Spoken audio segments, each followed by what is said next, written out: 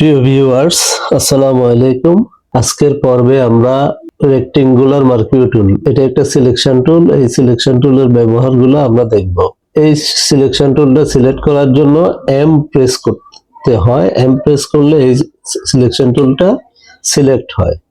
তবে আমরা শুধু এম প্রেস করলে হবে না, আমাদেরকে যে কোনো একটা অপশন সিলেক্ট করতে হবে। যেমন এখানে রেক্টেঙ্গুলার মার্কিং টুলের মধ্যে চারটা টুলস আছে। একটা হলো রেক্টেঙ্গুলার মার্কিং টুল, ইলিপ্টিক্যাল মার্কিং টুল, সিঙ্গেল রো মার্কিং টুল, সিঙ্গেল কলাম মার্কিং টুল।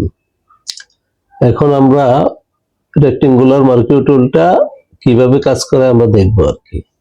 রেক্টেঙ্গুলার মার্কিং টুলে ক্লিক করলাম, মাউস চেপে ধরে ড্র্যাগ করব।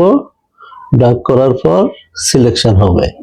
এই সিলেকশন যে কোনো দিকে বড় ছোট আমরা করতে পারি। এদিকে বড় লম্বা করতে চাইলে পারি, এদিকে লম্বা করতে চাইলে পারি।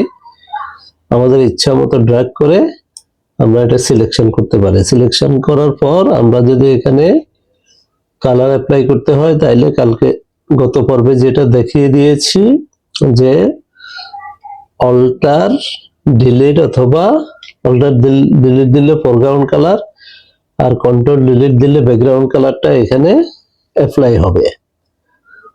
তারপরে আমরা এই টুলস দিয়ে যখন শিফট চেপে ধরে যখন আমরা এভাবে ড্র্যাগ করব, তখন এটা স্কোয়ার হবে। এই যে দেখেন, এখন এটা দুই দিকে সমান হয়ে স্কোয়ার হচ্ছে। তারপর এটা ছেড়ে দিয়ে তারপর আমরা শিফট ছেড়ে দেব। আগে শিফট ছেড়ে দিলে হবে না, আগে আমরা মাউস ছেড়ে দেব, তারপর শিফট ছেড়ে দেব। তারপর আমাদের স্কোয়ার একটা সিলেকশন হয়ে গেল। এখন আমরা কালার অ্যাপ্লাই করলে ব্যাকগ্রাউন্ড কালারটা অ্যাপ্লাই করতেছি কন্ট্রোল ডি দিয়ে।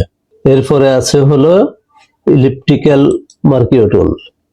এটা দিয়ে আমরা কিভাবে কাজ করব, এটাও অনেকটা সেম। এটা বৃত্তের মতো সিলেকশন করার জন্য এই টুলসটি ব্যবহৃত হয়। এই যে একটা বৃত্ত, বৃত্তটা ওভাল হইতে পারে, ওভাল করতে পারি, আবার এইদিকে লম্বা করতে পারি, আবার এইদিকে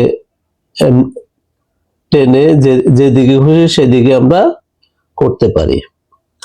আর যদি আমরা বৃত্তটা সব দিকে সমান করতে চাই, তাহলে শিফট চেপে ধরে টান দিলে, ড্র্যাগ করলে এটা সব দিকে সমান হবে, একদম সার্কেল। আজকের পর্ব এখানে শেষ।